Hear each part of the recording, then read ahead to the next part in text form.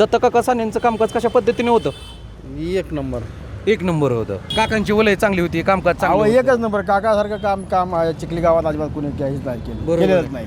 काका गेल्यानंतर जी दुरावस्था मोरेवस्तीमध्ये झाली ती सर्व मोरेवस्तीच्या नागरिकांनी पाहिलेली आहे की काका असताना काय होतं आणि काका गेल्यानंतर काय झालेलं आहे. काम त्यांचं खूप चांगलं होतं. काम चांगलंच होतं ना, अजून बी त्यांचं नाव निघतंय ना. निघतंय. हो, का तर त्यांच्या वडिलांनी जे काम केलं ना ते कोणीच करू शकत नाही. आम्ही त्यांना विरोध आहे, तरी पण आम्ही त्यांचं म्हणजे समर्थन करतो त्यांचं. समर्थन करा. हो. मग आता त्यांचीच राजकीय वाटचाल जी आहे ते सध्या आता त्यांचा मुलगा चालवतोय. येणाऱ्या इलेक्शनच्या निवडणुकीच्या रिंगणात उभा आहेत. सगळे नागरिक त्यांच्या पाठीशी उभं राहायला पाहिजे. 101%. 101%.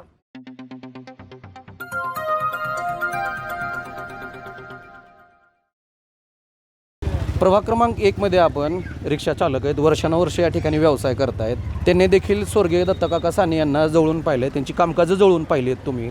दत्तकाका सानेंचं कामकाज कशा पद्धतीने होतं? एक नंबर. एक नंबर होतं. आता ते सध्या आता आहेत नाही आहेत, परंतु त्यांच्या कामकाजाची पावती त्यांच्या मुलाला मिळाली पाहिजे. मिळणार ना. मिळणार. त्यांच्या पाठीशी उभं राहणार. हा. यश सानेच्या पाठीमागं उभं राहणार. काय वाटतं बरं तुम्हाला, म्हणजे त्याला बिनविरोध दिलं पाहिजे का? मग ना बिनविरोध निवडून दिलं पाहिजे.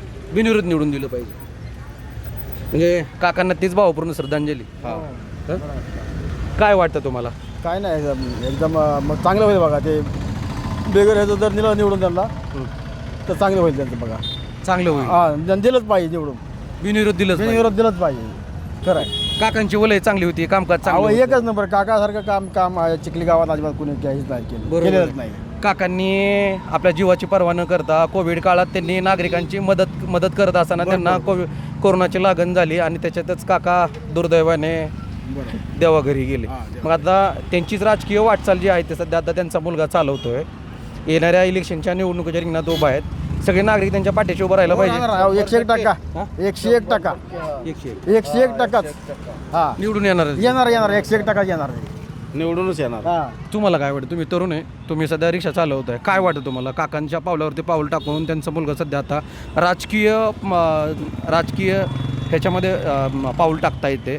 कसं पाहता याकडे तुम्ही?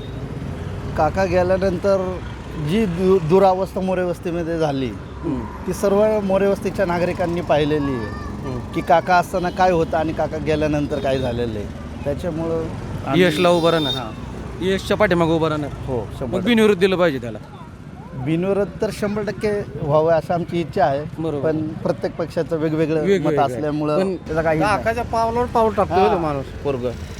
काकाच्या पावलावर पावले. कमी वयामध्ये त्यांनी चांगलं केले. हो, वय कमी आहे त्याचं. वय आहे का तेवढं हे बारीक होता तो गेला. एकदम लहान वयात त्यांनी एकदम म्हणजे चांगला आहे.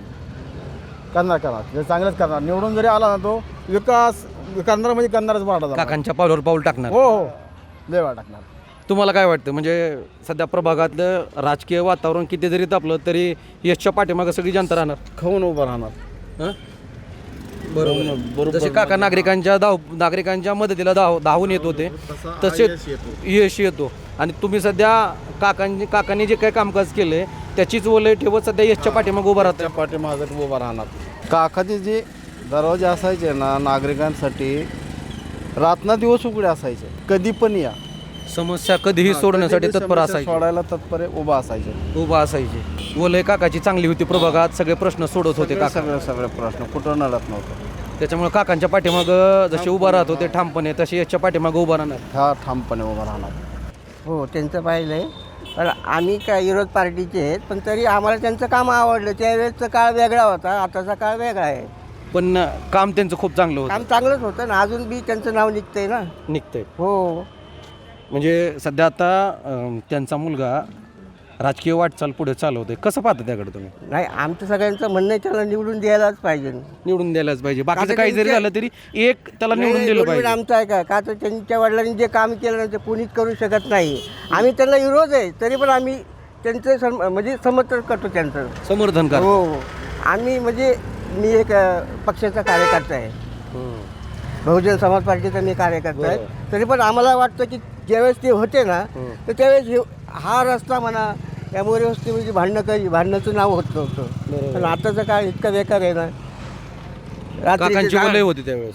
10:30 वाजल्याने तिथं भांडणं चालू होत्या. काकांचा दबदबा होता त्यावेळेस. हो, होताच.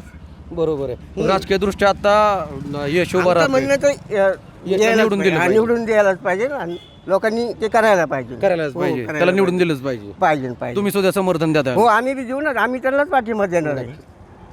आम्ही त्यांनाच पाठिंबा देणार आहे. खरं तर हे सगळे नागरिक आहेत. बोलक्या अशा ज्या काही प्रतिक्रिया येत आहेत. खरं तर प्रभाग क्रमांक 1 मध्ये गेल्या कित्येक वर्षापासून प्रभाग क्रमांक 1 मध्ये स्वर्गीय दत्तकाका साने यांनी प्रभागातील जो काही विकास केला त्याच विकासाच्या मुद्द्यावरून सध्या आता यश साने या तरुणाच्या पाठीमागे हे सगळे प्रभागातले नागरिक जे आहेत ते सध्या आता उभा राहताना पाहायला मिळून येत आहेत. प्रभागातल्या नागरिकांचं असंच म्हणणं आहे की यश साने यांनी प्रभागात नाही फिरलं तरी आम्ही त्यांच्या पाठीशी राहू, त्यांना निवडून आणू, अशा बोलक्या प्रतिक्रिया नागरिक देत आहेत. खरं तर प्रभागात जे आहे ते सध्या स्वर्गीय दत्तकाका साने यांनी जो काही विकास केला आहे त्याच माध्यमातून सगळे नागरिक जे आहेत ते सध्या यश साने यांच्या पाठीमागं उभा राहताना आपल्याला पाहायला मिळून येत आहेत. अशाच नवनवीन अपडेट जाणून घेण्यासाठी नव महाराष्ट्र नेटवर्कला अपडेट राहा. नव महाराष्ट्र नेटवर्कसाठी विकास चौधरी, पिंपरी चिंचवड, चिखली.